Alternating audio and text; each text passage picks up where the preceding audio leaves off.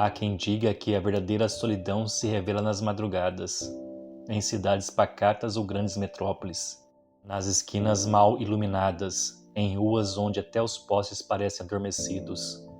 Se conta sobre uma entidade que se esconde na quietude da noite, a mulher que chama pelo nome. Ela não é uma aparição comum, não é um fantasma preso em um lugar específico.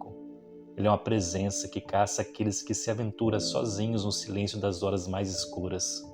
A história começa sempre igual. São quase 3 da manhã e o silêncio parece pesado demais, como se o mundo estivesse esperando algo acontecer.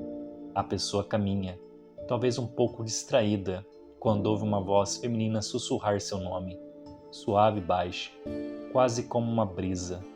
É um som imperceptível que se mistura ao som do vento ou de folhas secas, mas a voz é bastante familiar, como se fosse a voz de alguém que conhecemos.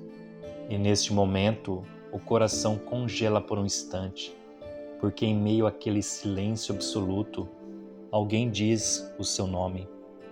Se fosse ignorar e seguir em frente, a voz se torna mais nítida, um pouco mais próxima e com uma urgência perturbadora. É um chamado doce, mas firme e quase maternal.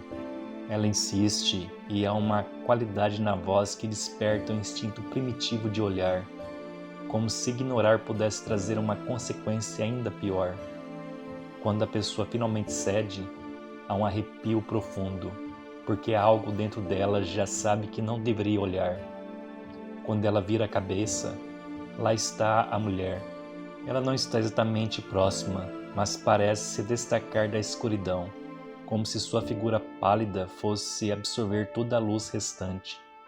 Ela veste um vestido branco, longo e amassado, como se estivesse úmido e pesado, grudado em seu corpo emaranhado e curvado, quase como se saído de um rio escuro e esquecido.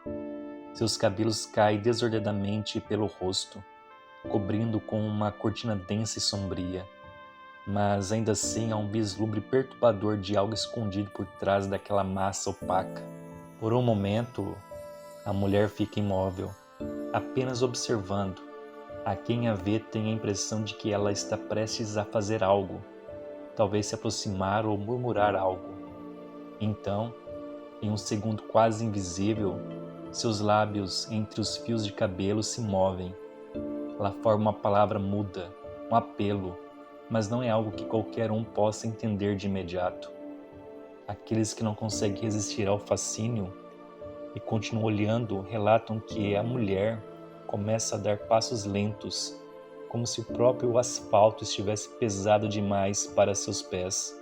A cada passo, o som de água escorrendo acompanha esse movimento, como se ela estivesse molhada e imersa em uma tristeza densa. Mas o pior é o olhar. Dizem que quem olha nos olhos dela perde a sensação de tempo e espaço, como se estivesse sendo sugado para dentro de um poço sem fundo, onde a própria alma parece flutuar e se dissolver.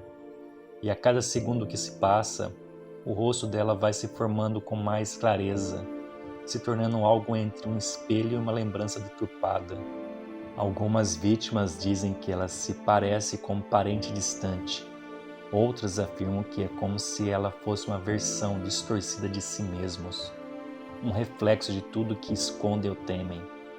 Agora, ao tentar desviar o olhar, você percebe que é tarde demais. A mulher continuará a te seguir, sempre na borda de sua visão periférica, até o fim do caminho.